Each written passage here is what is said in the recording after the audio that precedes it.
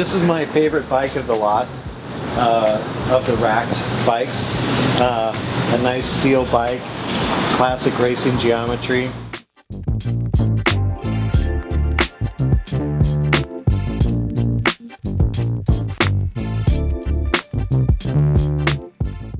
Well, it's just an old Bonotto. Just an old.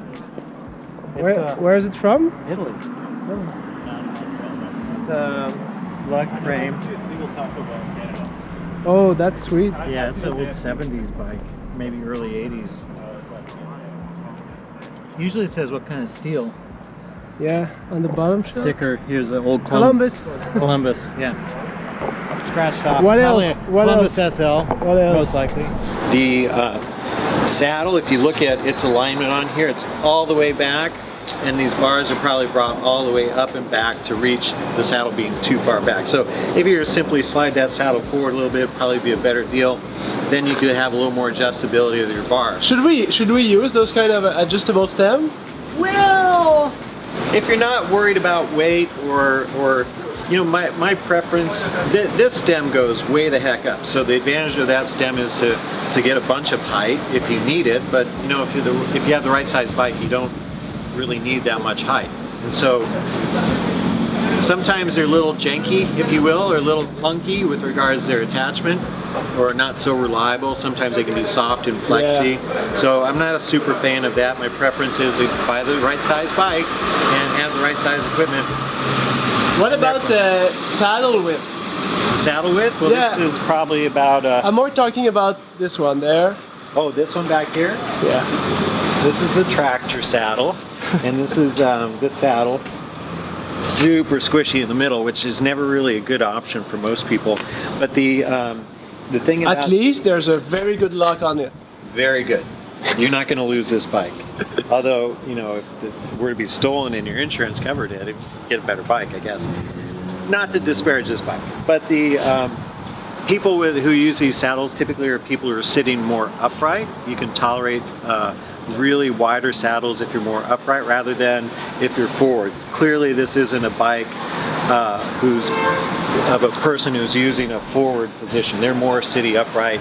And probably, we'll say, an incidental rider, so they're not riding all that much, so they're probably valuing the comfort of the softness of the saddle, if you will.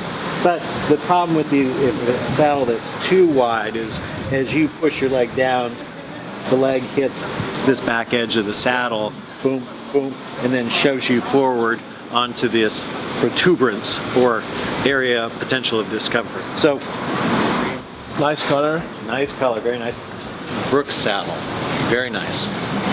It could use a little adjustment. It's a little saggy. You can see when these Brooks saddles age, they puff out here. They get a little ridged here. It could be retensioned, refurbished. The Position of the brake hood, quite good. quite good, quite good. And stem appropriately sized for the size of the bike. This is the other cool feature that you see here. This is so you can shoulder your bike. So, Cyclocross style. well, it's cyclocrossers won't use that, but it's so one could potentially comfortably shoulder Yeah. their bicycle. I just It's learned a- something. That's nice. It's a very creative strap. And it's well locked. The bars are as well positioned as they can be for that bike, and so it's very nice. It's well done. Bravo. What about the The- cockpit drop of the other bike? the pedals?